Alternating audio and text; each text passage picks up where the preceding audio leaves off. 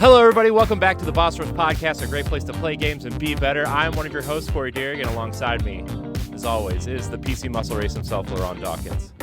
Hey, what's poppin'? How are you, LeRon? I'm surviving. That's good. That's good. I'm surviving. It's Wednesday. I'm not. Yeah, it is Wednesday. Well, you know, my favorite day of the week. But I'm not gonna bore. Well, a lot of details, but stuff is going on in my life right now, and it's like, man, it's like I'm the only person in the outfield right now, like at the World Series. That's basically how it feels right now. That's a good analogy, actually. Yeah. Yeah. Not a good situation, but a good analogy. Not a good situation. I mean, I'm trying to stop all the home runs, the runs batted in, all that stuff. I'm trying to catch people before they hit third base. Oh man, and it's ridiculous right now. That's yeah. I hear you. Also joining us, as always, is the mad pharmacist herself, Stephanie Klimov. Painting with your child, painting a room with your child, 0 out of 10. Do not recommend. Painting in general with your child is also. If it's on a canvas and they're wearing an apron, fine. Go paint. Make that the next Picasso painting. If you're actually painting the walls of a house with real paint, not good. Find something else to do. Do a word puzzle or something. A word puzzle. Hi. We have a special guest tonight, guys. Woo! This is unlike any guest we've ever had before. I'm mixing my real life with my podcast life here. We have It's Gerald. Yeah, Gerald. Nope. No. No. Our guest is someone that I work with, sort of, off and on through what I do at my real job. He is a great guy. I love this guy, Girard Kavelines. Hi, Girard. Hello. How are you, everyone? It's a pleasure to be here. Been a fan of the show. Listen, I'm going to tell you something. When he asked me to be on, first thing I thought of was it's exciting because the inner kid in me jumped because I just started playing games again. Not that I really stopped, but it's hard because I got 5 kids. So between an 8-year-old, a 7-year-old, a 3-year-old, a 2-year-old, and a 1-year-old, me sitting down with a controller is very rare. But even just get to talk about games, what's going on out there. I'm really excited. Especially for me, I love technology. But it's where it started, right? I got into technology, but a big part of me was always a gamer. I played video games and. Big fan of Sega, Super Nintendo. I'm old school, all of them. PS4, PS2, the PlayStation, Dreamcast, even though my Dreamcast got broken after 3 days, but we're not going to talk about that. Yeah. All kinds of fun stuff. So I'm excited to be here.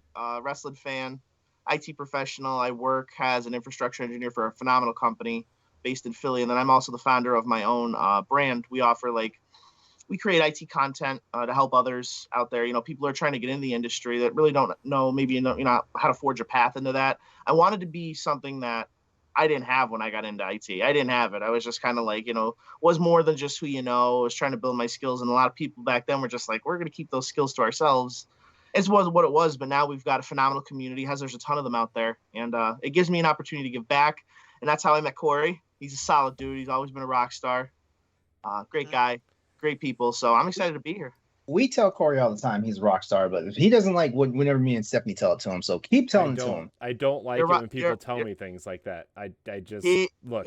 Now he's getting all flustered. I am. I'm gonna go hide. He's humble. He's modest, but the truth is he keeps the wheels on the bus. He keeps everything going straight. His sharpness, attention to detail. It does. I mean, I've worked with him. Like I said, he always keeps everything lined up. He's a great guy. Great individual. Stephanie, you know what I'm hearing right now? Corey doesn't respect us. That's what I'm hearing right now. That's 100% false. We're just nothing, I guess. Just nothing. Our opinions false. Mean nothing. That's false. If he's the wheels on the bus, we're that random sock that gets caught behind the tailpipe that's just dragging along. You guys are the doors I have to tie shut, okay? I'm just kidding. Girard, hold up, wait a minute. Hold up. Whoa. Girard, I have a question for you. Sure. Because you said you were excited to be on the show with us and everything. How much about us do you know? I need to be prepared. I need to be prepared. I'll be honest, a little bit, not a whole lot. What has Corey been telling you about us? I didn't say a word. I just said there's no limits on this show. That's all. So you just set him up, basically, Corey. That's what you did.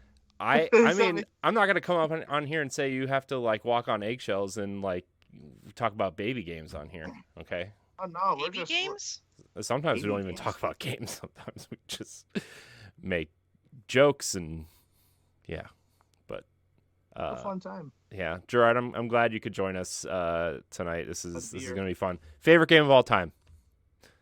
On the spot. Without question, has to be Sonic the Hedgehog 3. Love Sonic the Hedgehog. I've always been a Sonic. Listen, when it comes to the end of the day, I actually wrote about it. When it comes to Sonic or Mario, I have respect, love for everybody. Love me Mario, love me Zelda. I just love Sonic. Sonic's my man. He can do it all. He moves quick, and that's how I gotta move, especially with all them kids. I gotta go fast. You said you wrote about something video game related? Yeah, so when I started writing, right? So I started blogging. We're going on a little over almost 2.5 years, I think. And when I started, right, it's just cool. And I got Stephanie's trying to recruit. Stephanie's got a recruiting hat on. Hey, so when I started writing, I was writing on my own, just articles. I've done podcasts. I've been fortunate to do a lot of different stuff. And the one company I wrote for was Skyline, and they were kind of like it was like my first real opportunity outside of my own blog and brand. And one of the pieces we did, a great buddy of mine, his name's AJ, he's a phenomenal dude. He wrote a piece on how Mario would be a great IT professional, and it was really cool because the company, you can still write about IT stuff. They offer training and courses, and we were just there. It wasn't to promote or anything. It was just more so like fun pieces to get viewers in and readers like, oh wow, that's interesting. So I did one about why Sonic would be a great IT professional, and I was given a lot of praise for that because it's the truth. I wrote one about pro wrestling. I just tried to take what I love, but then I went outside the box with it. And that was about a year and a half ago. So that was fun. If life ever seems to open up, which probably not as a full-time working adult with children, but we do have bossrush.net, Corey, where we do always welcome writers who write about video games and or entertainment. Just saying. And I'm one of the copy editors. Well, hey, I'm just saying, I make time for everything, so that's something on my radar. That's something on my radar because I got a lot. I keep an eye. I do for as much as I work, and I always keep an eye on what's going on, especially in the entertainment industry. And I told him tonight, there's just something that's been off my chest that I'm finally around phenomenal people who have a grasp and just really know what's going on. So maybe I'm going to get your take on some stuff. Yeah, no, and just in general too. I'm not just trying to wear my recruiter hat, but I'm also a fellow writer. Like I'm a novelist. I'm waiting for my fourth novel to come out. So like whenever anyone talks about what they're writing, I get interested. So that's awesome. If you ever feel like writing about video games again, let Corey or myself or anyone know. Definitely. Yes. Keep that on the radar. Yes. No pressure, really. Are you excited for this new Sonic game that's coming out in November? Frontiers? I am. I didn't get to really watch I didn't get to watch the trailer yet, but I am excited. I'm excited. I've seen some stills of it. It looks really good. I'm excited for the other new movie coming out too. We just watched that's how behind I am. I didn't even get to watch the second Sonic movie. We just watched it. I want to say a month ago with the little ones. And that was a challenge in itself, but I really enjoyed that. Jim Carrey's up in the air. Jim Carrey, well, I watched it on Prime because I have like 75 subscriptions and I rarely watch any of them because again, Yeah. But Jim Carrey may not come back for that, so that's going to be interesting. I don't know how that's going to work. That's going to be I'm sure Paramount will back up a truckload of cash to Jim Carrey's house and say, "Please, just 10 minutes, please. We need your mustache and your Carrey-ness." Yeah, right. So I don't know. It was intrigued because he said he wanted to retire, and definitely retire from acting. Yeah. He said it was like, yeah, he's done it every interview. He's done it like 6 or 8 interviews, and he's worded differently. He said the same thing. He's like, listen, I'm at peace with myself. He's like, I wanted to make people happy. I did that. He wants to like paint and be. I forgot what he wants to do, but he just wants to just ride in the sunset. He has no need. That's fair. Yeah, we can't blame him. Yeah, he deserves it. I agree. Sucks, but you can't disagree. Yeah, great Robotnik though. He is. Man. You can't beat that. Oh man, good times.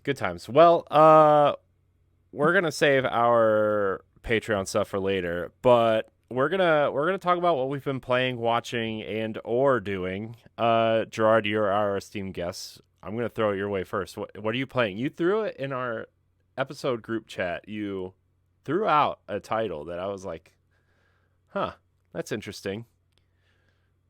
So what I've been playing recently, believe it or not, like I said, I've started to get a little heavier into because I used to play everything, right? I played sports games, I used to play RPGs, everything, but I just started playing it. I got the new Madden because I pre-ordered NBA 2K23 Jordan Edition before we went on vacation. I came back about a week ago. Molly's like, you should go ahead and get the Madden. I was like, I don't know. So I started playing that, but one of my favorite games, so that's one I haven't played it recently, but that's one of my favorite games for NES. It was Friday the 13th.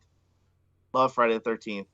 Game, super skilled. I thought it was hard when I was younger, and then as you get older, you realize like, wow, holy shit, this is pretty challenging. Yeah. And then I played Dr. Jekyll and Mr. Hyde, and that was even more challenging. So those are. But I'm a big horror nut too. I love horror movies. It's another, I could be here doing 20 episodes on just horror movies. That's what I've been playing lately. Madden. I started breaking out the Sega Genesis Mini again. Just play. It's mostly too. It's a big part of us playing my older son because he has a blast with it. So we was playing Sonic. We play the old WWF games, and we just play a bunch of different stuff. The older Maddens, and we have a good time, man. Yeah. My younger son comes up. He doesn't understand too much right now, but he tries to play with us and kick it. So that's what I've had playing going on. Watching, I just saw the Black Phone. Actually, my wife took me out for my birthday last week, so that was fun. What's that? That's right. Happy birthday, by the way. Happy belated birthday. Thank you. Yeah, I made it through another year. 34 is good so far, so let's keep it going strong, hopefully. The Black Phone had Ethan Hawke, and it was about a guy who, in I think it was 1970s, he was a kidnapper, and they would call him the Grabber, and his trademark was he'd leave balloons. It's like a horror thriller. It was really good. Had a good story, had a good ending, and then what happens is when he gets trapped in this padded room under a house, all of the bodies of the other children, they start calling him on this phone, it's disconnected. It has no, the wires are cut, everything. It's all dingy, basement looking thing. And they call him and they tell him how to, start escaping. It's a really good, thriller horror. I enjoyed it. Previews looked pretty good, so that was fun. Yeah, it's really good. Really, really good.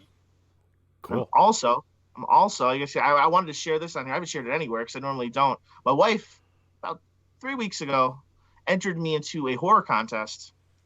She didn't tell me about it. She's like, Gerard, she's like, babe, who do you love? And I'm telling her. I was like, why? She's like, come here. I need you to answer this one question. So the contest goes for the entire year.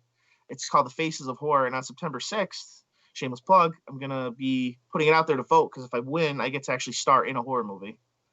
Oh. What? Yeah, that's super cool. I get to, That's cool. if I win. And I made it to the finals so far. But then I found out there's 20 different levels. There's the Hellraiser level to this level. You have to go through like semifinals. They just have horror movie names and references. Mm-hmm. So once I, fingers crossed, if I keep making it through, I'll get to be in a horror movie with Kane Hodder, who played Jason in a few of the Friday the 13th. And Ooh.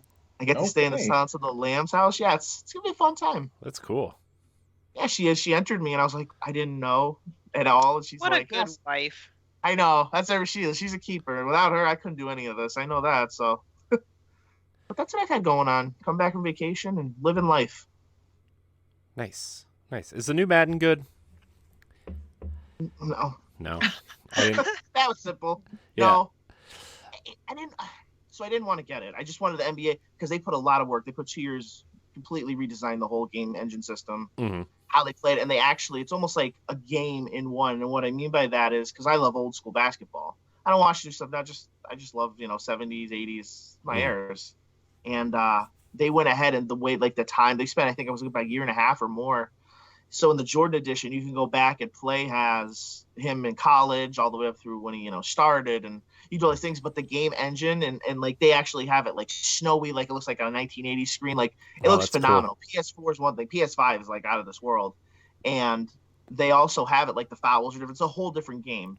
Not like today, where it's oh, you scrape your arm. And it's oh, you're fouled out of the game. No. This is you're gonna get your ass beat when you're playing against the Pistons of 1988. So they did a whole different game. Madden, I believe it or not, and I have love for Madden, but I stopped playing it years ago because it was just very drawn out, same engine. No new update. They're like, oh, they implemented Field Sense, which is new technology, and I don't think that's possible because, like, the other day I was playing my son, and my guy stood there and then traveled 30 yards. Mm-hmm. It was just bad. I think it was they focused more because he passed away. Yeah. So that they honored him really phenomenally, but in lieu of that, the game just suffered some more. Even NFL players were coming out there like, this game is trash. Don't buy this. Yeah. It's pretty bad.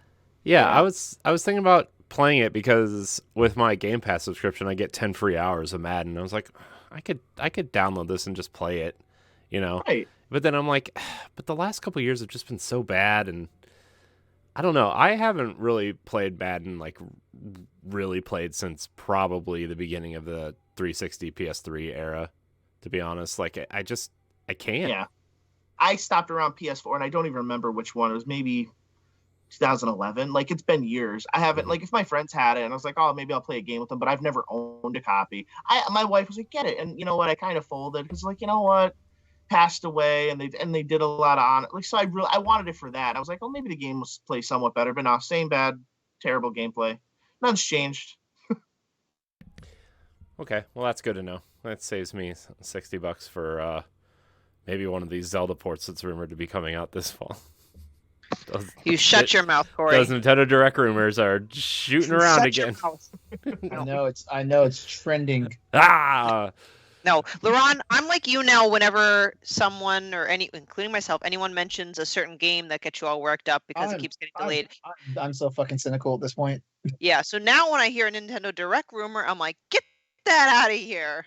I don't even want to see it. I don't want to hear it. Oh my gosh. And then Ed in the writers chat was like, oh, they're going to announce ARMS too. And I'm like, no, stop with the ARMS garbage. And I know he's just doing it to push my buttons, but trolling. Anyways, Stephanie, what are you doing? What are you playing, watching? I'm doing stuff. So for things that I've watched, actually, I think I already mentioned I watched Nope a while ago. So I've been watching a TV series, The Sandman, on Netflix. How is it? It's okay. It's not terrible. I didn't even realize, because I'm more of a Marvel person than a DC person, but it's based off DC stuff, which now kind of explains it, because the thing about DC is I like some of their ideas, but when they translate to movie or film, and I'm not criticizing DC. It's just I just feel like there's just something missing. But overall, it's okay because I like the concept. I like the concept of Dream as an entity and his siblings. The Talking Crow is a bit of, humorous, and I like the cast. There's a good cast there. A couple of Game of Thrones people that are in there. I'm 3 episodes in, 4 maybe. So I'll keep watching it. Yeah, they hyped that up. I watched DC Fandom last year because it was all virtual and still with the pandemic and everything. And I remember, I've always been a Marvel. I like Marvel and DC. So I'm a big comic nut. I had a comic collection. I still have it. It's down at my mom's house in Virginia, and it's like it could fill my master bedroom. Like, it's insane. And I always used to collect the old 60s Daredevil comics and get the sleeve for them. Like, I was that kid, Nice. But what you just said was spot, and that's why I asked Corey. I said, what's off limits? Because I don't know if y'all been seeing what's been going on with the whole Warner Brothers DC merger mess. It's so bad right now. Yeah. Yeah, I definitely can't wait to hear what you have to say about it. But yeah, it's just, overall, it's good enough for me to keep watching. And I won't spoil it in case you do want to choose to watch it. But the last episode that I watched, the primary episode was more focused on one of the kind of sort of antagonists. Not a main antagonist, just like a side character that's, I don't know. And we're trying to, as he possesses something that the Sandman's looking for, but it was so weird, the way he was using the power, and then by mid episode, people were fucking each other. It was, my son's still awake.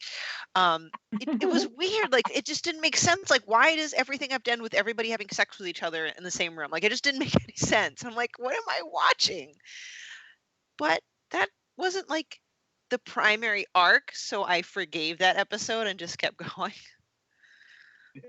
Yeah, I have to. I wanted to give that show a look. The cast looked phenomenal, so I'm definitely gonna check that out. Yeah, it did. Just on that principle, because I love a good story, and if the cast is solid, then I'll watch it. Exactly. So that's what I've been watching. What I've been gaming. I tried out Death's Door finally through my Steam Deck because I went through that whole rigmarole of going that roundabout way of downloading Xbox Cloud Gaming Beta and Game Pass. And it runs as long as I don't click on the wrong damn button and go into like computer mode, which you can on the Steam Deck, and that's a royal pain in the patoot. Works fine. I've had zero issues with Death's Door running via Game Pass on my Steam. You want to explain to us how you got it? Wait, you know what? Didn't you write an article on how you got it done? I did, but I can give a high level. And I was considering doing a video, but I haven't really figured out how I'm going to do it. So, because I'm not going to put a crap video out. But the bottom line is, and we can always provide the link to the how-to, is there's a desktop mode on the Steam Deck. So the Steam Deck itself has the Steam application, which is your primary. That's what you're almost always on. But technically, if you go hit Steam and the power button, there's a desktop mode, and it brings you to what looks like a literal desktop. So you go click on an icon in the toolbar to search for Microsoft Edge. You install Microsoft Edge. Then you enter, it's like some sort of command code or something. You install that on Steam. Then when you get back on Steam, you need to enter another command code, like this really long string of letters and stuff like that, that if you run Microsoft Edge, it runs it straight to the Xbox cloud gaming site. Oh, interesting. But it's a pain because it's not mouse and keyboard. I had to get a wireless mouse. I had to get a wireless keyboard. I know that if you hit certain buttons, sometimes you can prompt up a virtual keyboard, but I wasn't able to do that. So like I had to get all this, like, because you have to type up this whole string of code on this tiny little thing. And I mean, in hindsight, like if I had a proper to do, because a lot of the stuff on YouTube and what's currently out there, I've noticed things are like not 100% or not really that clear. Overall, I could walk someone through it and it really won't be that bad. But unless you're an IT person, because Laura, maybe you might understand the like typing and commands and stuff like that, the average, especially console gamer, is going to pull their hair out unless they have someone walking you through it. Yeah, it's kind of what happens, It's not meant for general. High level emulation, because I consider emulation, even though technically it's doing Xbox Cloud, like it's high level emulation and stuff like that. Exactly. So I know when you was it you? I forgot who. I think it was you, LeRon, that shared that the second iteration of the Steam Deck is already like being conceived. it's already yeah.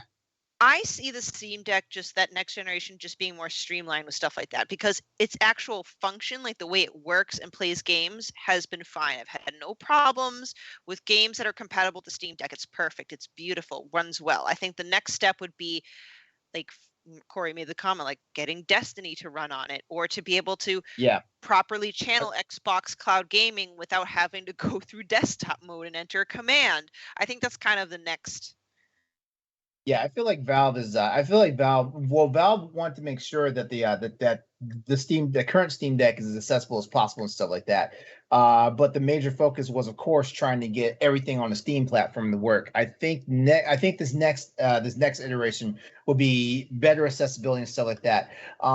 If it stays open source, that means like it still invites people to put emulators on it and all that stuff, which that's not a bad thing at all. Even though like it looks like Denuvo and Nintendo are looking to team up real soon here, which I think Denuvo and Nintendo should not link up until the next version of the Switch comes out. And by the next version of Switch, I mean like the next Nintendo console, not any more updates or upgrades or whatnot and stuff like that, because the Switch is some old ass hardware right now. Yeah. So, and Denuvo breaks games. Like Denuvo breaks games to the point where like if the games can't communicate with servers, you can't play the game. It's interesting too, because I look at things from like the IT perspective, like like network gear and stuff. But I wonder too, because I don't follow a whole lot like what consoles like. Are they still really hurting with like a lot of the chip shortages and everything that's still going on? The chip shortage is still a thing. It doesn't. it doesn't seem to be impacting certain markets more, like at the same rate as other markets and stuff like that. Because Sony just raised the price the price of the both PS5 consoles in practically every other region except the United States. But I think the consoles are slowly getting more accessible. Yeah. Like it's catching up, but it's definitely not up. Still not fully. I hear more people saying that they are getting PlayStations and Xboxes than I hear now people saying they can't find one. Yeah. My buddy, I remember when I was working at my last job, he had to leave and he had to go get one at like 3:30 at Taylor Walmart. He's like, go to get a PS5, and he walked out. Like, it was like a luck of the draw type thing, but they were difficult to get, so that's why I was curious. Yeah. It's starting to even out and stuff like that. Sony does cite that the price updates were because of inflation and like they're still combating the component shortage and stuff like that. But I mean, and last night on Crossroads I went to this big breakdown about because like last night's Crossroads episode might as well have been named "Everybody Hates Sony." Because like Sony has been having like a really bad 3 weeks lately. Price hikes this week on the hardware. Last week they catch a lawsuit in the UK about the price of the digital store. The week before that, like we get these vague insinuations about PSVR, but we still don't know a date on it. A date or an MSRP and stuff like that. So right now Sony can't catch a good time. And so like I just put in perspective, I was like categorically, when you look at these price hikes, because everybody's saying, "Oh, makes it way too unaffordable." I'm like, in Europe, it went up by 50 euros, which is a 10% increase. Like that's nothing. That's nothing. Like when we go to the store right now, they had the lettuce cost $4, and I'm not even talking about like walking into like freaking Whole Foods. I'm talking about like just like a regular. Walmart might still have them cheap, but like Kroger and your Farm Freshes and stuff, no. If you find them cheap, let me know, because I mean we talk about, but like the way it is right now, it's crazy. Like I went the other night and I just got a soft because I ran up the street because my Walmart was closed because they got those hours now because they're still like post pandemic. I remember these to be open 24/7, and now they're like 11 o'clock, 10 o'clock. So I was like, man, I got to run and get diapers, and I literally got a soft pack of diapers. A soft pack of diapers was $13 or $14.99. Like I'm not even kidding. The grocery store, and that was actually was $13.49. Yeah, that was because for 19 diapers, which isn't a whole lot when you got 3 kids in diapers. It's just wild. Like a gallon of milk is almost $5. Like it's crazy. That's crazy. Gosh, I'm sorry. Yeah, I know. So if you hear the cynical people, they're saying, like the console's still hard to find. But but like I said, like I hear more people say that they're getting a system than people who are complaining that they can't find one. Yeah.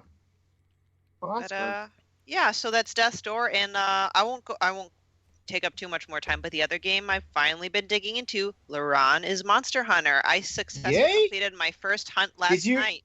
Did you understand what I said about like starting the missions? I did. I went to the lady at the desk, and then I started the mission, and my boyfriend got left behind. I'm like, what's happening? Because he has to make sure he's ready as well. But we don't know how to ready ourselves. So I ended up sending the owl, and he had to go to the board and find my call out, and that's how, I don't know.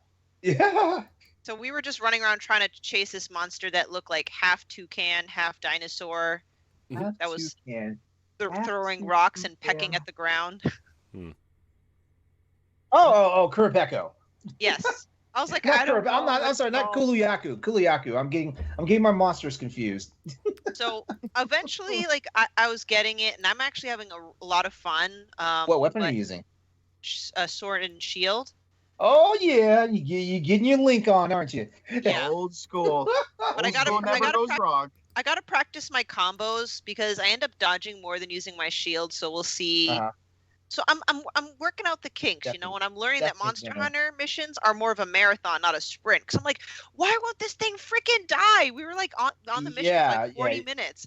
Well, the key to learning Monster Hunter is learning the monster behavior. Like you will start noticing when you're literally beating the thing's ass because you start toppling it enough, and then it'll start running from you. And you notice it's not quite running; it's more like limping away from you and stuff like that. You have to look for the monster cues and stuff like that.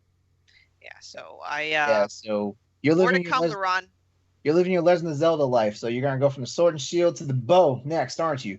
Possibly. There's not a boomerang in there, is there?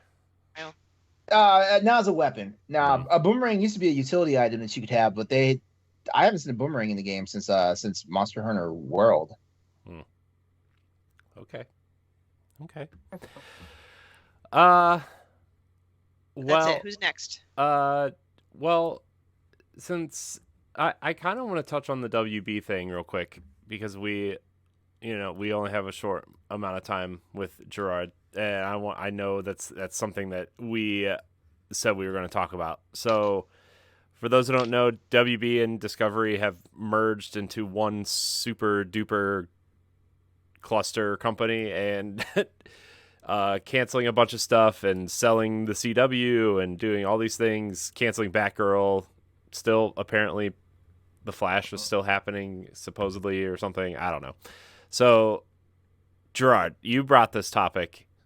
I'm going to throw it to you. Let's start with it.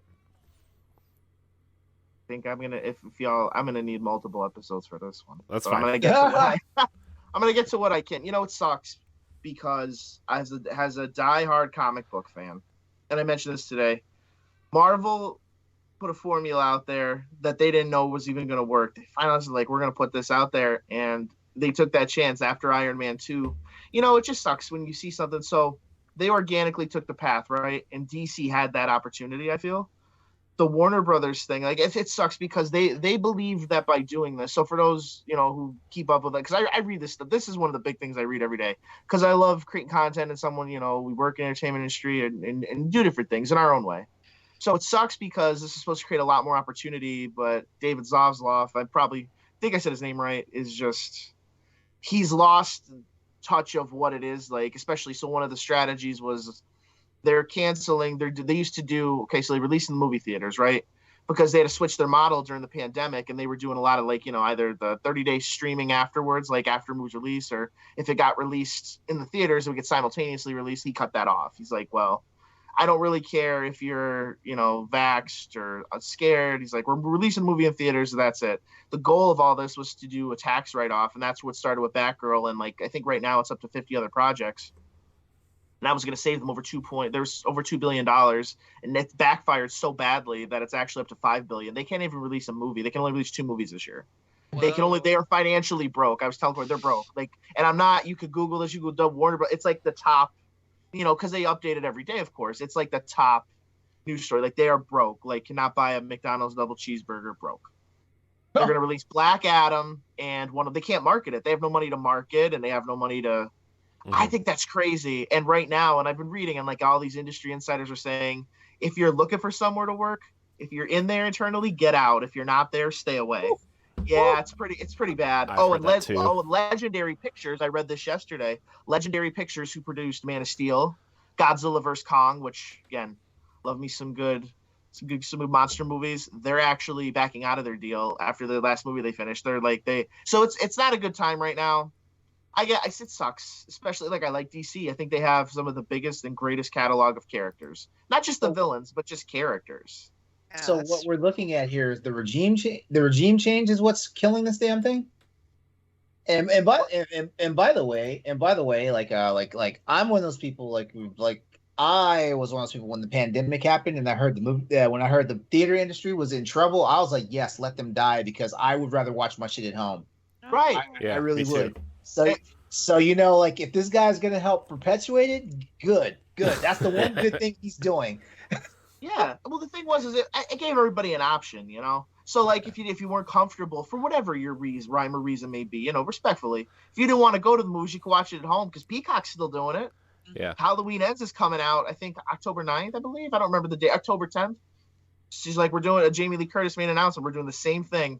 We're going to be in theaters. You want to go to theaters? Go to theaters. You want to watch it at home? Stream it at home. Yeah. I just think you should have an option. I mean, everybody has that, but to just take it away. Well, that's what Disney was doing for a while too, right? You could you go to the theater or you can premium purchase it on Disney Plus for $30. which is. I remember they did that with Shang-Chi and the Legend of the Ten Rings, Shang-Chi. That was crazy though. Like the movie was good, but I remember when it was like $30.99 and everybody's like, "Ew, like why are you charging?" Yeah, like that. Yeah, like they did that with Black Widow too. That was ridiculous. That was the same price as buying like the entire UHD bundle that gets you the 4K Blu-ray, the regular Blu-ray, and the DVD all on the. I'm like, damn. I'm like, I read that last year, and all they're like, "Oh, well, this is to try to like make up some." I get the why as a consumer. Well, I get it because like one person rents it and they can have like 14 of their buddies in the living room watching it. I understand that. I get that. But at the same time, you gotta make it a little palatable because I guarantee you didn't make that much money for it didn't make that much more money and stuff like that, which probably is understandable why Scarlett Johansson pitched the damn fit, about Black Widow. I think she was right about it. I think she was my opinion, and I think she was right too.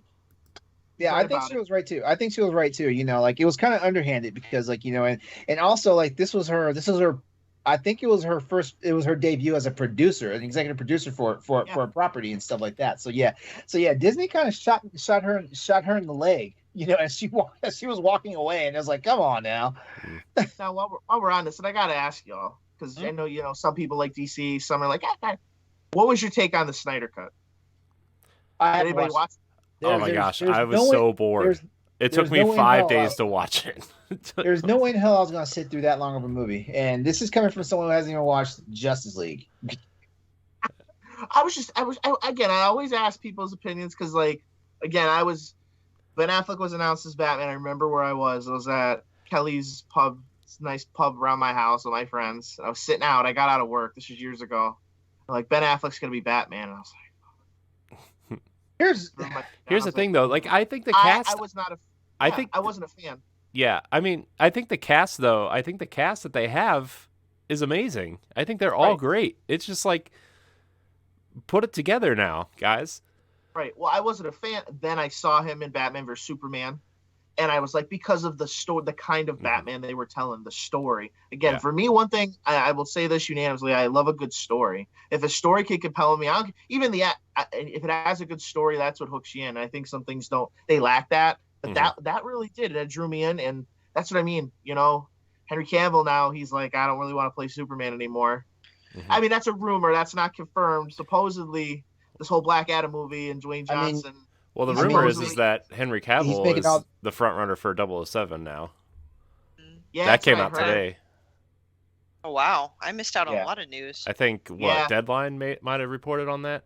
Someone put Tom Holland. They said he was at the top of the list too. I'm like, yeah. Well, they were. Yeah, how did he get there? Well, they were aiming at like a Superboy. No, they were aiming at like doing a young 007 and having someone do like 10 movies, and it's like nobody's gonna sign up for 10 movies. He's still got 3 more Spider-Man movies. He needs to worry about that shit. I saw the article in passing. That's the one I didn't get to click on. I just didn't have time. But I was like, how did it go from Henry Cavill? There's someone else. I don't remember who. And then it was like, well, Tom Holland just jumped the list. I'm like, Tom Holland's the list for who? Idris Elba has also been rumored for a while. Racist ass motherfuckers killed that though. I know Idris Elba was my guy for the running. Like he'd be so perfect. God, he'd just be so good. He would. Can I? This is why I get excited. I'm really excited. He would be perfect. They've been talking about that for almost like a year now. Idris Elba, he's a solid. No, they've been talking about it since they were talking about that when Daniel Craig announced that he was not going to do anymore before they started filming No Time to Die. That was about 2-3 years ago. So this has been a while. Longer. I love Idris Elba's work. Great actor. And this is what blows my mind is the same people that are saying, well, I don't know because of the. Well, they also said Leslie Grace wouldn't be a good Batgirl because she's like in things I've read, like she's Latina. Yeah. What does that have? And I always say, and I always will direct people in any conversation respectfully. Now I want to take you back to 2002, 2003. We had the catastrophe that was Ben Affleck's Daredevil. I didn't mind it at the time because I'm a kid. I'm 34 now, but back then I was a kid, so the movie's fine. Oh, Michael Clark Duncan is the Kingpin. Nailed it. He nailed that movie, and they all said the same thing, but he nailed that movie right out of the park. So I don't really get the logic in that. Yeah. Because I mean, we can't understand the minds. Can we talk since we're talking about that, can we talk about Zoe Kravitz as Catwoman again? I'm a fan. Hey, I was a fan Halle Berry walked so she could run. Yeah. That's all I'm gonna say. Look, I mean, Halle Berry is Catwoman for different reasons, I guess, but actually, probably similar reasons for me. That movie was a good movie too, but it was. It got shitty marketing. If you look at the marketing of that movie, when I was in like middle school, it's like I didn't really know. It's like Halle Berry as Catwoman. There's no why. You didn't see a lot about it. I was like, why? I can understand to a point why people want to be like, because just like how everyone was like, oh, white actress should play Catwoman.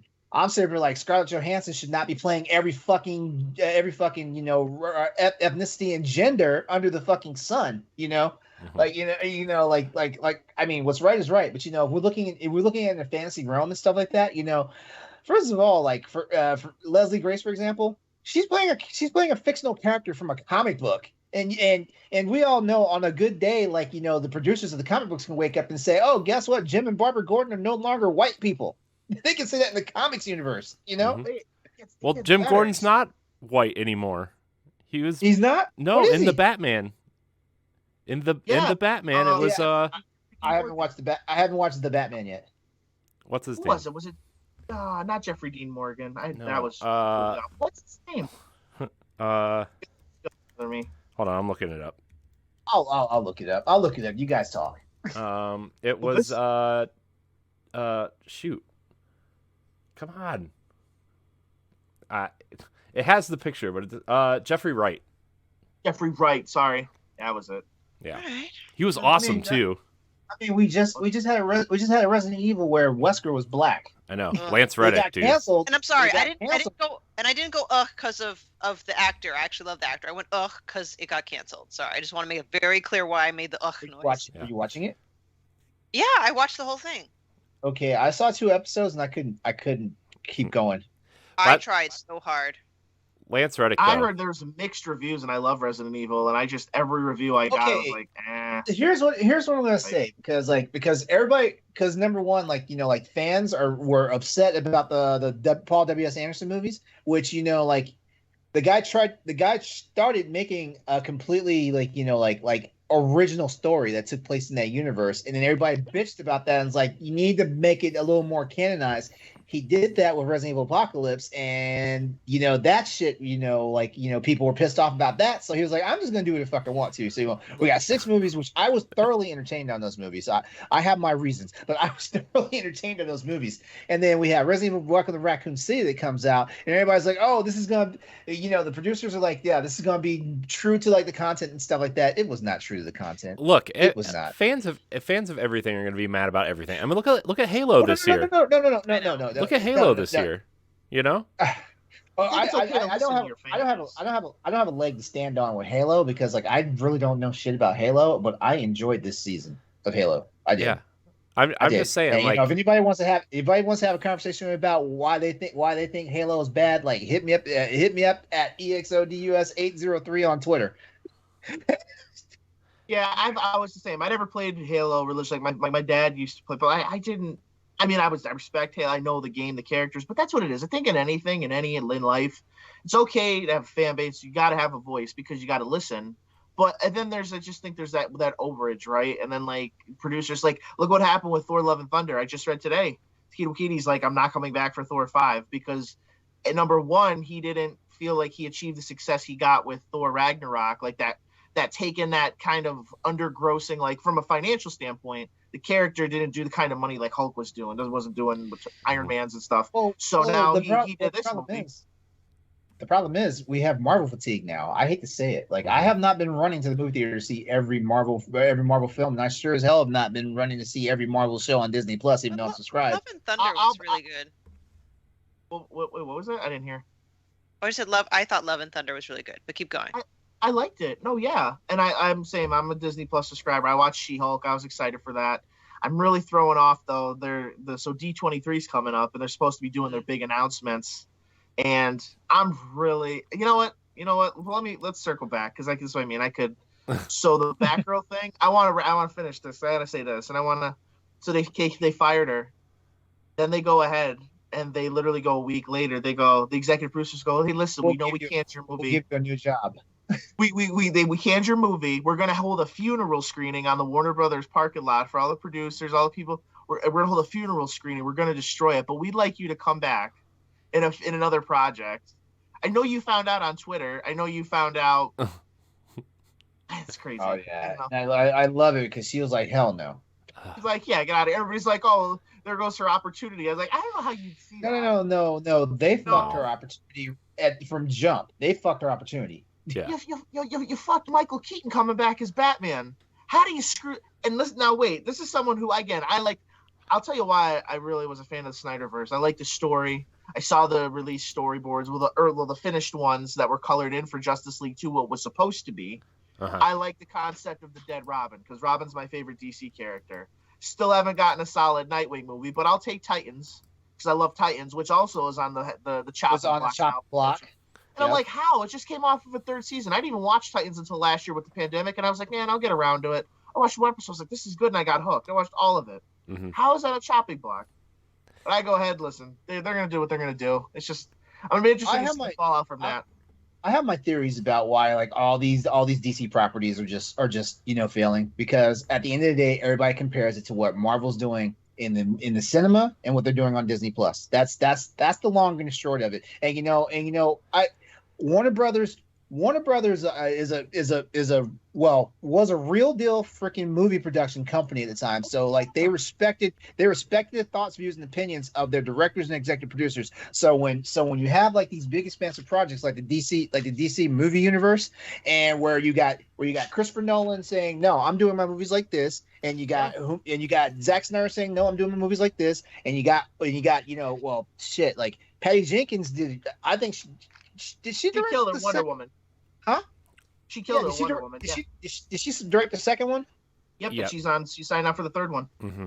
Okay, she need to do better. She's also signed on for the Rogue Squadron show for Disney Plus. So she needs to do better, because like Wonder Woman 84, oh my god. I thoroughly enjoyed Wonder Woman, the original movie, and then the 84 comes out and I'm like, what is this? Mm-hmm. What is this? Did I step into the mirror universe? What's happening? But that's what happened. They were. Oh, go ahead. Sorry, Corey. Oh no, I was just gonna say like they also like just sold the CW and like canceled all their superhero shows there too, right? Like to me, like so that happened. That did happen. Yeah, it did. You know what else got canceled? Gotham Knights. Thank God. Yeah. Because you know what? Wait, what? Not the video game. Not the video game. No. Because I was excited for the video game. No, the video game I'm excited for. And then they decided to kick me in the ass and go, F you. We're not gonna, because right now we're gonna get a PS5. We didn't get one yet just because we're trying to. But we got a PS4 and it was supposed to come out on all gens. And then they're like PS4 and something else. We're not gonna release it. So that's hurt. But my money's gonna go to AEW Fight Forever. So I found a new vacant slot for that. But no, there was a show called Gotham Knights that was supposed to come out on the CW. I had no idea. Short of it had like Carrie Kelly, like the from the Dark Knight Returns. It had a few other characters, and again, it's set in a universe where Batman's dead, and it's all these sons and daughters of villains, like the Joker's daughter, and like it's one of those shows. Again, I'll go ahead and give anything an opportunity within reason. I will, and I would have gave it an opportunity, but like the trailer looks so bad. It looks so bad, and I was just like, and it got no grace. Everybody's like, cancel immediately, and then like a month later, it was like, oh, CW show canceled, but the Warner Brothers thing. But you hit the nail on the head. I'm like, they were one of the most reputable studios in industry. And then look, and I'll give you another example. I love the Friday movies, like Ice Cube. Ice Cube's my favorite rappers. I love Friday. I love the movies he makes. Do you know why they haven't made a new Friday in all these years? Is because he's actually still, I don't know, I could be wrong. People have to look it up, but he's still legally, like, he's with Warner Brother. Like, they're going at it because when the Ride Along came out, I don't know if you remember Ride Along, Kevin Hart. That movie was phenomenal. And he was there, Warner Brothers. And again, the other CEO was like, well, this movie's never going to sell because they wanted to put him with, give me a second. Who was the guy? We're the Millers. I know his name. Jason Sudeikis. Jason Sudeikis. They're like, we want to put you with Jason Sudeikis. He goes, why? And he said, because two men of, and if I can say, I'm just reading, it's an article. He's like, well, it wouldn't work with you two because, well, It just wouldn't work. You know what I mean? Mm-hmm. And I guess they never saw this movie called Bad Boys.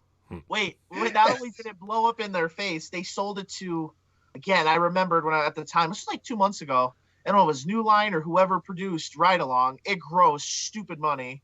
They did another sequel, did even more money. It's just one of those things where, like, if you still think like that, and that's why we haven't got New Friday, because New Line, he's trying to get the rights back to make a New Friday because Warner Brothers has them.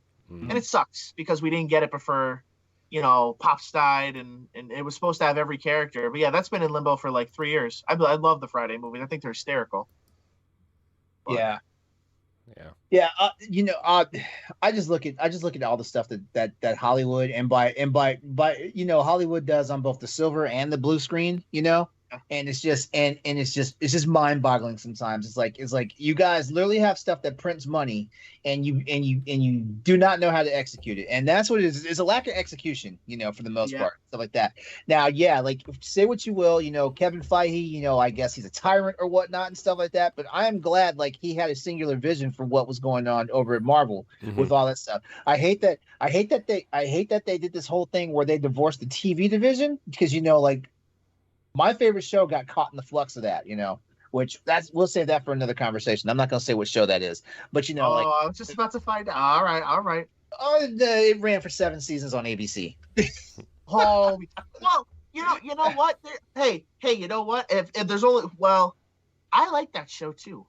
And the fact that like, it wasn't one of Feige's babies and stuff like that. Like, all those characters who for the longest time we thought were canon, all of a sudden they decanonized it, once Disney Plus became a thing, and stuff. Well, now the multiverse exists, so now it's all canon again. Right. There's a whole saga now. And that's what the one thing I will say. I like what you're saying. I didn't like that. It made sense because they would give references, and here's Captain America's shield and blah blah. Then suddenly it's not. Then suddenly it's not canon. I was like, what? Yeah. And that's why I stopped watching, because it made no sense. Nah, same happened with humans.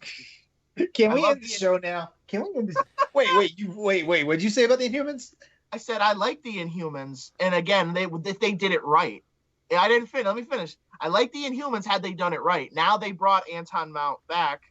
You know what? I don't want to spoil it for those who still haven't seen the Multiverse of Madness. I've seen Multiverse of Madness. I thought that was cool. They brought Anson Mount back as Black Bolt, but guess what? Anson Mount's Captain Pike now. So like, he's on Star Trek. Like, that's his home now. Yeah. Oh man. He commands the USS Enterprise. Keep him there. It's true. Look, I'm just glad that Warner Brothers said that The Flash could finish out its 9th season. That's all. Yeah, I stopped watching The Flash season 2. So do I. But I really like that show. They made a narrative mistake with it that I was like, no, you cannot do this, and I was like, I'm done. I like the Arrowverse thing. See, that's another thing too. Like, it got too much. It got too much. Like, when they started doing like Supergirl and Legends of Tomorrow and what was it? Black Bolt. What was it? Black Lightning. Black Lightning. But here's the thing about it, though. That was a genius thing. Like, if they just kind of picked up on what CW is doing with the Arrowverse, they could have had the perfect springboard for the Justice League project for the DC movie universe, cinematic universe. I get it. I just they didn't have to like have the same CW actors and stuff like that. I wish they weren't 23 episode seasons. If they were just like 8 to 10 episode seasons with like the crossover episodes, like punctuating them or whatever. I hate you guys that are in the streaming era of stuff, because like, I grew up. I just don't have time to catch up on 5 shows that are 25 episodes apiece, because I have 2 children that scream all the time. That's understandable. That's understandable and stuff like that. I thought you were going to point at me and say that's on you. I wasn't gonna say that's on you, but I was gonna say is like if it's important enough, you figure out and find the time. That's all I'm gonna say, because I mean, I think LeRon is saying that you should put this before your children. Look, that's not what I said. Look, I did. I finished, but I got tired of waiting for her to watch the new episode of She-Hulk. Like, I gotta keep moving. Sorry. Look, I did finish. I did finish the Orville though. This is true. That's because now the Orville is like, well, hold on. I think the Orville is already short seasons anyway. I think they're 12 episodes. Fox had no faith in them to begin with. Yeah. Well, look, now that it's on Hulu and Disney Plus, they got that third season had a Disney budget, and let me tell you, it's like a totally different show. Yeah, but I mean, I don't know. Like here's the reason why I like long cycle, like TV seasons versus the stuff that we have right now, 8 and 10 episode seasons, because like 8 to 10 episodes happen and this shit doesn't come back on for like another year, and then I'm still here stuck, like we're in episode 4 of something and they reference something that happened back in like episode 2 of season 1, and I'm like, wait, we're on season 5 now. How are y'all just now talking about this again? And stuff like that. Now, and we're like, this is what happened with me in Game of Thrones, which is why I am not watching the new House of Dragon at all. I'm not, because I can't do it again. Well, next you're going to tell me you miss RF adapters and you want to switch your VCR to channel 3 and 4 to play your games. The only reason why I would even go back to CRT is just to play music games. That's the only reason why I would go back to CRT, because like music games can't sync for shit. On any monitor you put it on, it doesn't matter if it's the most expensive monitor in the world or if it's the cheapest thing you can find on a shelf at Target and stuff like that. Like music games, like there's no such thing as syncing, because like there's no universal technology for all that for like TV screens and monitor screens and stuff now. Sorry, LeRon. Oh no. I was about to just wrap up like that. I was about to do. I said what I said. That was what I was about to say. Oh, you're right, man. Side tangent. Nothing to do with what we're talking about, but the big Destiny 2 statue that I've wanted is back in stock on Amazon. And I'm like, So you're going to buy that Destiny 2 statue. I want it. I do. So you're going to pay for that. You're going to go ahead right now. How much is the statue? Oh, it's $200. Oh, that's not too bad. Too bad. Yeah, but it's so big. I don't know where I'm going to put it. It's the Savathun statue with the wings and the... I have no idea what that is. I know you don't, but somebody that's listening might. I might play Destiny soon though, because Green Man Gaming has it for like $20. Yeah. Oh, that's a steal. Oh, yeah, the Legacy Collection is $20 right now, 66% off. I think it's $3 everywhere though. I gotta run something by all of you. What? Yeah. I gotta run something by you. Uh-oh. What do you guys think of the show You? I've never watched it. I haven't seen it yet. Okay. That's the show with Penn Badgley in it, right? Yeah, I haven't watched it either. But I am a Penn Badgley fan from my my watch of Gossip Girl that everybody makes fun of me of. It's really the last thing I say, and then LeRon may have to end the show. Because I want you to picture him as Mr. Fantastic. Yeah, I've heard of that. I saw that today. I saw that today. I don't think so. He doesn't have, he's not, to me, he's not like imposing enough, and he doesn't look like, he still kind of looks like a kid, Yeah. And like, I know don't they know why want the John Krasinski thing. What was the point in that? I know the whole point of it was, they give fans what they want, but like, that's what they want. Why? Man, I don't know, but I don't see Penn Badgley at all as Mr. Fantastic. I don't. Me neither. I don't I really mean, like I would say Johnny Storm, but Chris Evans kind of ruined that for everybody that plays that role now. How about Chris Evans just plays Johnny Storm now again? Oh, so he just comes back full circle to his Marvel roots, huh? Yeah, why not? Jason Segel has the thing. I think that's interesting. Marshall from How I Met Your Mother. I saw that rumor going around at one point too. He's supposed to be in She-Hulk, so we're gonna see on that one. Yeah. I don't know. I feel like I'm more trusting of like the casting that Marvel does. Yeah. Although I like the girl that plays She-Hulk. Oh yeah. She's getting good reviews. Yeah. Tatiana I can't pronounce her last name. Yeah. Yeah, she's good. Even though it's kind of weird though, because like her She-Hulk doesn't look like her, whereas Hulk looks like Ruffalo. Yeah. Mm-hmm. Yeah. They did make that great joke in the last episode though. Yes, they did. Yes, they did. I'm a completely different person. Yeah. It's funny. Like, I'm a completely different person now. That was a good joke. Totally loved it. All right. So Girard, I know that you are you need to exit gracefully. Thank you for coming on, man. This was a blast. You're welcome here anytime you want to come on. You are welcome here. It's been fun. Got a lot of this WB topic. Really, really good. So, Girard, tell everybody where they can find you, how they can connect with you, all that good stuff. Yeah, like I said, it was a pleasure. Thank you all for having me on. I had a blast. I definitely want to come back and talk more games and all kinds of fun stuff going on. But you can find me. I'm on LinkedIn at Girard Kavelines, at Kavelines on Twitter. My brand is Tech House 570. So take a look at that. I got all kinds of cool stuff, content on there. And like I said, hopefully, fingers crossed, I make it through to that horror movie contest. We'll see how that pans out next time I talk to y'all. Yeah, keep us posted. Yeah. Oh, I definitely will. I'll be in contact. I'll let y'all know. It's going to be a fun time. Yeah, cool. Again, thanks for coming on. You're welcome here anytime. Just whenever you have a free Wednesday, just shoot me a DM and we'll make it happen. All right, man. Sounds like a plan. All right, cool. Bye. Nice to meet you. Take care, everyone. It's nice to meet y'all. All right. He's cool. Yeah. He's super cool. He's good people. Yeah, I enjoy working with him a lot. But yeah, I guess we could talk about what we've been playing and watching still again. LeRon, what are you doing? What are you up to?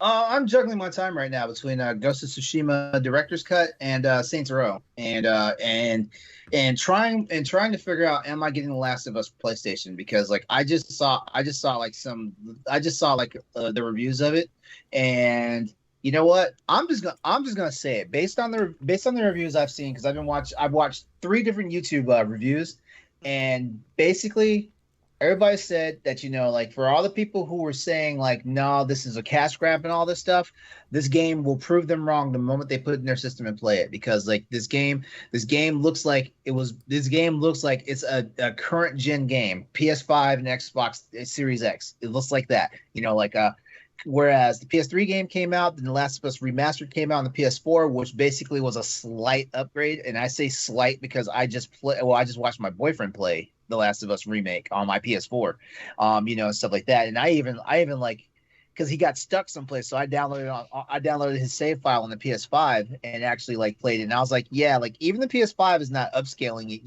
this game to make it look that much more glorious and stuff like that. But shot for shot, when I was seeing the side by sides and stuff for the remastered versus the remake, I was like, this is a whole different game. Yeah, like the mechanics are still there and all that stuff, but graphically, this game looks like a whole different beast and stuff like this. This is not PS4 graphics, and it sure as hell is not PS3 graphics. Yeah, I'm slowly getting tempted more and more, because every time PlayStation tweets out like the back and forth comparison, I'm like, yeah. That's a big difference. And I'm just going to pose the question to you guys out there, and to the people who are listening, to the guys that have all these words to say about this stuff. What version of The Last of Us are you looking at when Sony puts out these freaking developer blogs and all this stuff? What version of The Last of Us are you guys looking at? Because like, I have an eye exam coming up on September the 7th, and you guys need to go see my damn doctor, because I don't know what the fuck y'all are looking at. I'm just going to say it like that, So I told myself I was going to hold out and wait for the PC version, but shit. The closer we get to September 2nd is more like I'm about to drop $70 on the PlayStation Store. $70 that I was actually holding in reserve just to re-up my PlayStation Plus premium membership.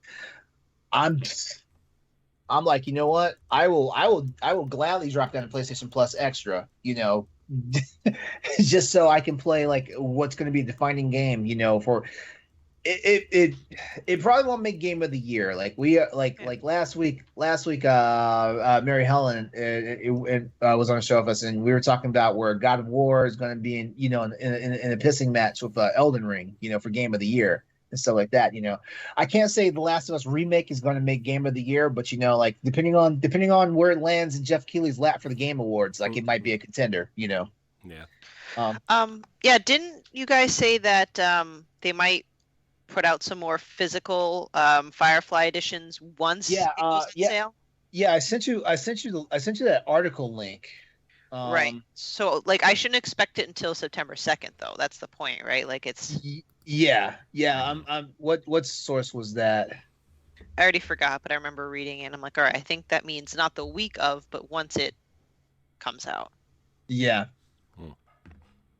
Yeah. I mean, I know that they usually put out collector's editions after a lot of companies have started doing this because the demand is so high. Destiny started doing this. There's still pre-orders for the Witch Queen collector's edition that are coming out in like October and November, and the game came out in February. So I wonder if they're going to allow any of those physical collector's editions or Firefly edition in physical stores, or if it's going to be through PlayStation Store online only to order it and have it shipped. I mean, it might be both. It's probably going to be one of those things where you have to get in line at the PlayStation Direct store or whatever, you know.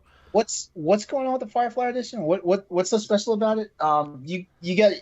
You gotta forgive me. I no longer put weight on these collector's editions for anything because I've gotten burnt over the years with collector's editions, and it's just to the point where I don't care. Like I will spend $5 to $10 extra for a deluxe edition, but that's all right. No, same here. But I think when I read it, I'm like, wow, this is actually like a special edition that I would be willing to pony up for if my computer would only load. Let me describe to you. It has package includes The Last of Us single player story and the Left Behind prequel. Okay, I think that's nothing special. Limited edition steelbook display case, nothing special. The Last of Us American Dreams comics 1 through 4 with new cover art. Early unlock of the following in-game items, and it just lists a bunch of like stuff that you can have early. I thought there was more. Oh, it's the comics. 2 skill upgrades. That's an early unlock. A pistol rifle upgrade, which is the early. Oh, this is deluxe edition. They took the Firefly edition down off the PlayStation page. Yeah, I'm looking at the digital deluxe edition, which is $10 more. You know, I don't know if I don't know if I don't want that. No. You know, like shit, like, you know. It's built for PS5, which I can understand why it's $70. That's all I'm going to say about that, you know. And you know, like, hey, as a host of Crossroads and stuff like that, I understand if you guys feel a certain way and think I'm a shill for Sony and whatnot. But guess what? Like, I talk the facts when I know them, and you know what? Like, you guys, something's wrong with you guys if y'all think that this is not worth $70. I'm just gonna put it like that. So you know, like, hey, like if you don't like playing good video games, then go play the Ouya or go continue your Google Stadia membership. Whoa! Towerfall Ascension on the Ouya is essential playing. Okay. Yeah, but yeah, like so it was so good they put it on every other platform after the Ouya failed. Back to what I was saying about what I was playing. Like I'm playing Saints Row, and if you guys want to get an idea of like what like the shenanigans that are being had that with Saints Row and stuff, like check out Crossroads right now on my YouTube channel. Story and I had a very good discussion about everything that we've encountered in Saints Row. The game's fun. We don't understand why it's getting review bombed, you know, like and we talk about that stuff. And yeah, I'm continuing Ghost of Tsushima, you know, director's cut. And I actually said on the show last night, on Crossroads last night, that, you know, like, even though I got this game for free on PlayStation Plus, I'm going out and buying a physical copy because Sucker Punch deserves the fucking money. Nice. Saints Row is on my radar. I want to play it. So everything that I've seen is like everybody played it before the day one patch, right? And I get it. Reviewers have to play it that way, and I get that games are broken beforehand. But then I started watching some stuff after it's been released, and yeah, there's still some stuff broken, but like it just looks like dumb fun. Like it just looks like fun. That's all Saints Row has ever been. Yeah. You know, and the crazy part was, you know, like they basically pigeonholed the developers because, like, you know, the developers want to do something a little more less pedantic and, you know, immature than what they had been doing with Saints Row for a while. Mm-hmm. So, you know, like they started releasing games like Agents of Mayhem and stuff like that. People were pissed off about that, and they're like, no, just make Saints Row. Mm-hmm. So they went back to making Saints Row. Yeah. So, you know, I mean, I still want to play Saints Row. I will probably get it when it's on a sale somewhere, but that's what I tell everybody. Like, you know, just wait for a nice sale. Mm-hmm. Yeah, I mean, look, Black Friday it'll probably be $20 or $30, right? I'm assuming. Yeah, Oh yeah, I'm pretty sure it will. I'm pretty sure it will be because of the way the review scores have gone. You know. Yeah. So cool. Anything else, LeRon? That's no, that's it for me so far. You know, like I said, I'm juggling whether or not I'm going to add like The Last of Us. Like it's starting to get that time of year, and you know what? You got to pick and choose, man. Well, no, it sucks because there was a bunch of games on Switch that were supposed to have been out by now. Where the fuck are they? Where the fuck are they? Where's Front Mission? Where is that? You know, Front Mission they're going to show it. 2. They're going to show it in that rumor Nintendo Direct where they're showing all the Zelda games. They were supposed to have been out. They were supposed to have been out. Like the first one was supposed to be out at the beginning of summer, and the second one's going to be out at the end of summer. Summer's over. Like the fall season of gaming is here. You know, like Ninja Turtles and Last of Us kicked that shit off. Look, there's still 20 days left in summer, LeRon. Okay.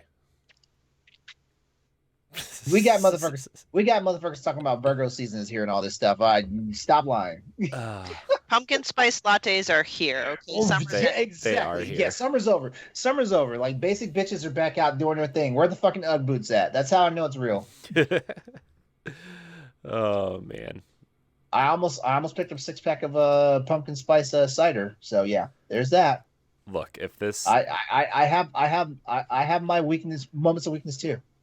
Look, if this Zelda Direct is real, I'm gonna crap my pants, but I'm also not gonna like hold my Zelda breath. Direct or Nintendo Direct with Zelda in it? There's a difference. I know, but everybody's framing it as a Zelda blowout Direct. If it's a Zelda Direct, I will call out sick to work, freak out. You know what? I'm just gonna say it because like the Nintendo fans like actually had me on the hype train a while back. What was that one Nintendo Direct that was supposed to be like the Direct? And and Austin and I both sat down and watched it and were like, man, what is going on here? What was the that one in June or July? Was that the third party Direct? No, I think it was the one before that. It was like the much ballyhooed freaking like Direct, and we're sitting there watching it, and there was literally like 2 games that caught my eye out of like the 18 that they ran through. Maybe it was the spring one because the summer one really didn't happen. The summer was only game specific and third party. Yeah. It must have been the February one. Nintendo. It was February one. So I'm sorry, I can't buy into y'all's hype. No, I'm not hyped. I'm just saying. For the sake of my sanity, because like everybody's hating Sony right now, but I'm legit hating Nintendo right now because Nintendo has not fulfilled a single promise to me this year. None of these no. To be fair, nobody has really done anything to grant any promises here. Remember Xbox has like 30-something games in development, and they're still not. Xbox had a promise out the gate. Xbox had a promise before the Series S and X hit the market. They had a promise. Yeah. You know what would be an interesting statistic is how many games that were promised for this year that were delayed. Because we talk about delays so much now or promise. Like I wouldn't be surprised if it was like 50% or higher. Look, guys, I'm really upset. I had an idea actually. I was gonna start talking to certain people throughout Boss Rush, like you guys were included in this. But I was gonna be like, hey, like start a small list of games that that you anticipated this year that have either gotten pushed back, delayed, or canceled and stuff like that. And I was actually gonna create a YouTube video and stuff, and have like narrative and stuff, for it and stuff like that. Mm-hmm. Yeah. Yeah, I mean it's freaking September now. I feel like if it's not done by October, like it's not worth it at that point, Well, I'm upset because Hogwarts Legacy now comes out 4 days before the new Destiny expansion.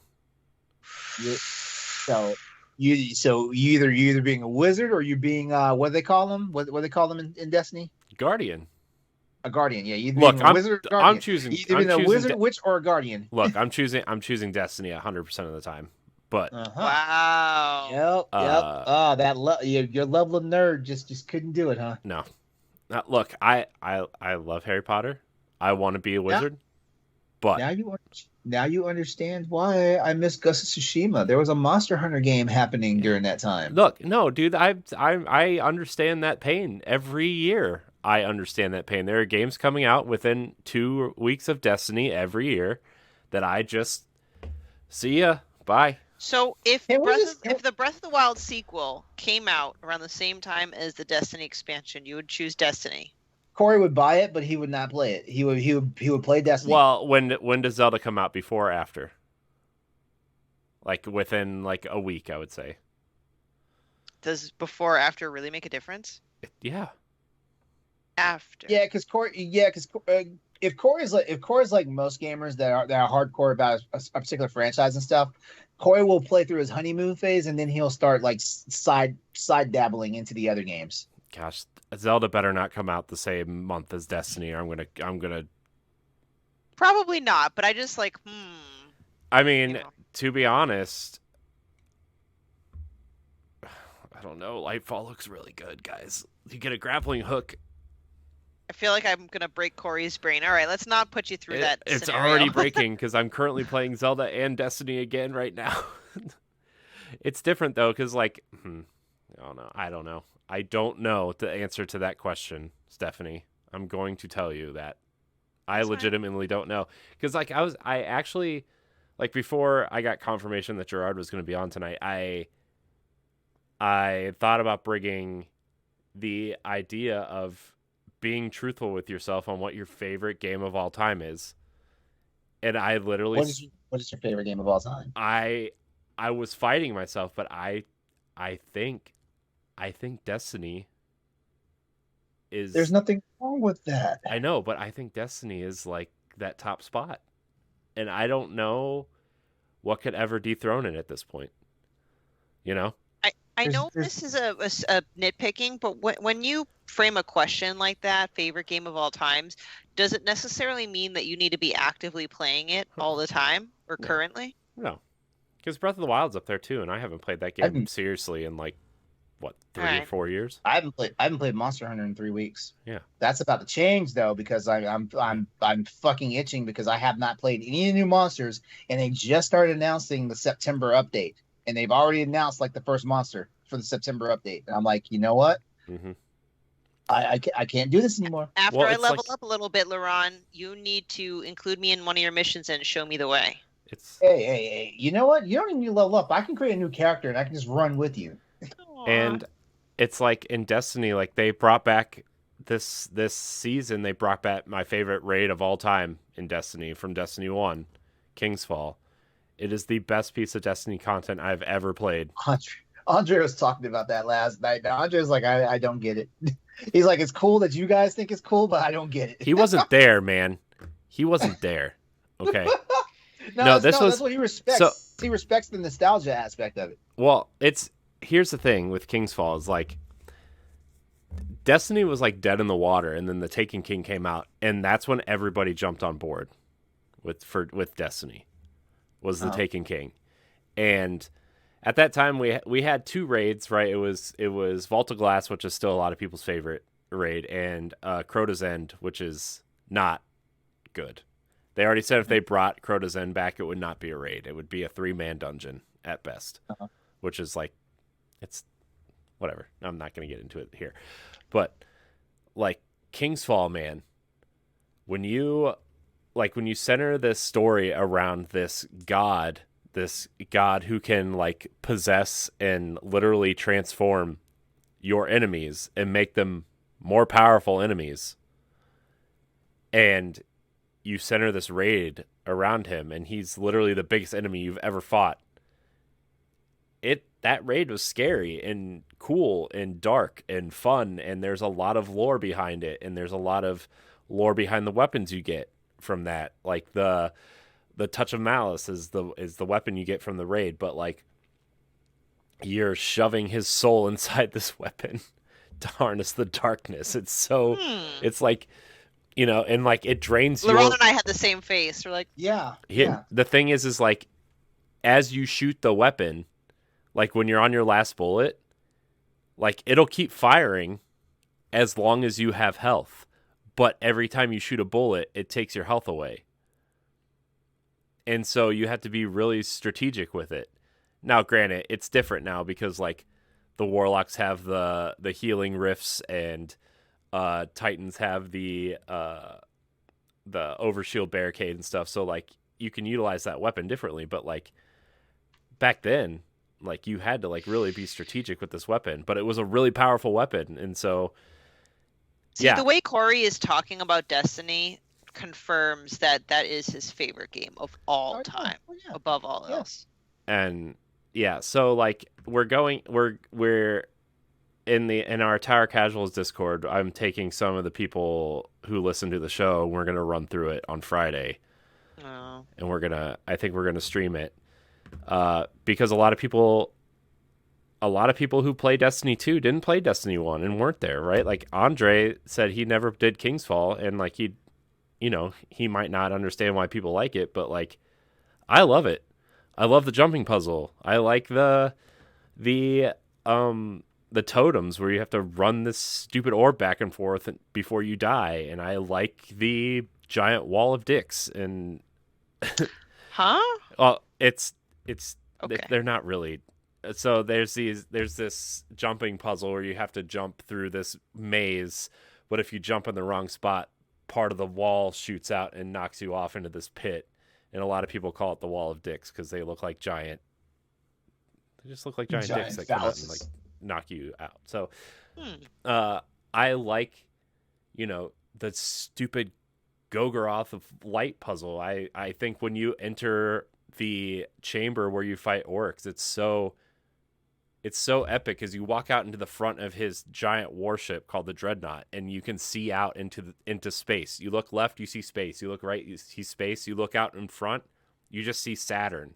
Like, this spaceship is floating outside of Saturn, and then when you start the encounter, you see him, but he's like in his god form, so he like he's bigger than his ship at this point. So you see him crawl up in front of the ship, and you just don't see Saturn anymore because he's so big. And so you have to do like all these raid mechanics in there to get him to stun him, and then his chest opens up and you shoot this orb in his chest, and then he like gets stunned, and then he shoots flaming balls of darkness at you, and you just got to run around and dodge them. But like, it's just such a memorable moment for me in Destiny, because that's like, I don't know, it's just cool. So I knew I was going to go down that path, and I didn't mean to, but I did. So here we are. Anyways, I've been playing Destiny. I've been playing. Oh, go figure. I've been playing Season of Plunder, which is the pirate-themed season. I found 2 of the hidden treasures so far. I think there's 5. And I'm on a quest to craft a weapon to take into the raid on Friday. But I also played the Ninja Turtles Cowabunga collection. Which is it everything you dreamed it would be? It's exactly how I remember all of those games. That's the best thing I can say about it. Now my question is it doing what it needs to do for you? Yeah, I mean, I liked all those games when I was younger, and it's nice to pop them in. And look, granted, 90% of those games I'm never going to touch again, but jumping into all of them and just, the Game Boy games, man, those games are terrible, but it's hilarious playing these dumb Game Boy games on a 55-inch TV, in black and white with 2 buttons. It's terrible. It's awful. But you get to the arcade games, you get to Turtles in Time on Super Nintendo, you get to Hyperstone Heist on Genesis, you get to Tournament Fighters. Like, those games are all still relatively fun, and they all have online functionality, so like you can play with your friends if you have them. And yeah, I mean, they're not amazing games, but I would say the Super Nintendo game, the Genesis game, and the arcade games are all still worth playing. Anything else in that collection is just kind of like, yeah, that's fine. But the collections of stuff that they have outside of the games, like the art, they have like the original arcade cabinet art. They have a press release for one of the NES games, which is super rare. They have all the boxes scanned in, like nicely scanned in, and you could look at them and flip through the instruction manuals of all the games. And, they have some other art in there. It's really cool. They really did a nice job of like preserving the collection, I would say, even though the games aren't great. But Yeah, I mean it's cool. I'm glad I have it. I'm glad I own it. Shredder's Revenge shows what a good Turtles game can be in that style, and it's nice to go back and see where they came from. And yeah, I mean, if you're in, look, it's not going to sway anybody one way or another. If you're a Ninja Turtles fan, you'll probably get these games. If you're not a Ninja Turtles fan, it's not going to sway you to become one, you know. But as someone who played those games religiously when I was, 6, 7, 8, 10 years old, yeah, it's fun. Plus, if you have it on Switch, the Super Nintendo controller and the Genesis controller work for those versions of the game. Nice. So that was cool. Also, I played a little bit of Link's Awakening, but that sixth dungeon. I need to get back. I need to get back into that. Yeah, I never beat it. Yeah, I've never beaten it either, and I need to beat it. So. Where am I at? Hold on. Where I'm at? I'm on the 6th dungeon. There's 8, I think. I don't think I'm on the 6th dungeon. I think I'm on the 5th dungeon. Yeah. So that's where I'm at. I also finished the Orville, which I mentioned earlier. Nice. So here's the thing. I don't know if it's going to get renewed or not. It hasn't been officially canceled or renewed. I will say this. They left it in a great spot either way. Oh, really? Okay. I really liked the ending. And if they said this was it, I'd be like, cool. I'm happy. If not, they definitely have somewhere to go. All right. I need to get my ass into gear and watch that 3rd season. Yeah, the 3rd season is probably my favorite season. Oh, all right. Even more motivation for me to catch up. Yeah. So they revisit some old storylines from season 1 and 2, and I thought it was going to be kind of like, you're really going to go back to that, but like they did it, and they didn't do it in like a cheesy way or anything. So that's it. That's all I got. Nice. I'm still checking to see. I was like a dummy. I was looking for Legend of Zelda and not The Legend of Zelda. So like I was like, I know I had this game on. I swear. The word "the" is important, LeRon. In Zelda. I've only done the level 3 dungeon. So yeah, that's fine. Well, I think that's it. I think we did it. What a nice show. It was a good show. It was a great show. It's time to go to bed now, right? Sure. It's never time for bed, LeRon. I'm telling you guys, I had a week. Well, I mean, like the week has been going. Well, the good news is we seem to be like really, dare I say, ahead of schedule for the night. So I know we're like at least 45 minutes ahead of schedule tonight. That's great. So yeah, we're gonna end the show there. I want to thank everybody for watching and/or listening. I want to thank Girard for joining us for the first 2/3 maybe of the show, 3/4 of the show. We love you, dude. Great guest. Loved having you. Welcome anytime if you're listening to the rest of this. Go follow him on Twitter, G Kavelines. Also, all the links for him will be in the show notes. LeRon, Stephanie, thank you guys for your time tonight as well. You can follow us on Twitter at Boss Rush Podcast and at Boss Rush Network. Check out bossrush.net for all the articles and good things. If you listen on iTunes or Spotify, please leave us a 5-star rating. Also, shout out to our Patreon, patreon.com/Boss Rush Network, if you want to support us directly. I forgot that we didn't do that because we usually do it at the top of the show. You're right, the patrons. Yeah. Yeah, you can subscribe to us for $1 a month, and you get early access to all of our, or not all of our shows. Well, that would have been bad. To 4 of our shows. But if you subscribe at the $5 tier, you become a Patreon producer. What does that mean? It means you get early access plus a shout out on this section of the program. I want to thank our Patreon producers: Adriel Munger, Celeste Roberts, my wife, Sana Dirrig, Francisco Santillan, and Rebecca Jewell. I want to thank all of our patrons. I want to thank all of our Patreon producers, and I want to thank all of our free listeners. Also, quick shout out to Adrielle. She sent me a really nice message on Discord today about how much she enjoys our shows and stuff. Aww. And it was just really nice. She always has something really nice to say. So, well, we love you back. Yeah. So it's really nice to hear. You know, sometimes I know me and I know all of us kind of second guess ourselves a lot on certain things, and it's really nice to hear when people enjoy what you're doing. So. Oh, absolutely. We really do enjoy the interaction where we can get it. So please reach out to us anytime. Mm-hmm. Yeah. Stephanie, where can we find you? Well, people can find me on the internet on Twitter and Instagram at Klimov_author, various articles on bossrush.net, and here, as well as a couple other podcasts in the network. Yeah. LeRon? All right, you guys can find me on social media at Exodus803, and remember that's also my YouTube and Twitch handles, as well as my PlayStation Network and Steam ID. And I've already mentioned it earlier, but yeah, hit my YouTube channel Tuesday nights at 8 p.m. Eastern Standard Time for the Crossroads Video Game Podcast, where me and some friends talk about everything that you need to know about PlayStation, PC, and Xbox gaming. So there's that.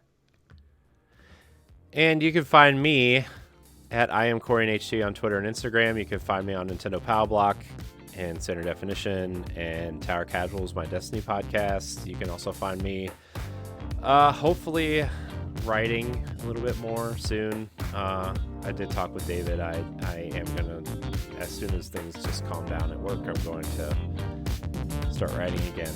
It's been a while, so sorry. What else? Check out bossrush.net. Check out our Discord. Follow us on Twitter, all that good stuff. I want to thank everybody for watching and or listening. Until next time, we love you. Goodbye. Goodbye. Good one.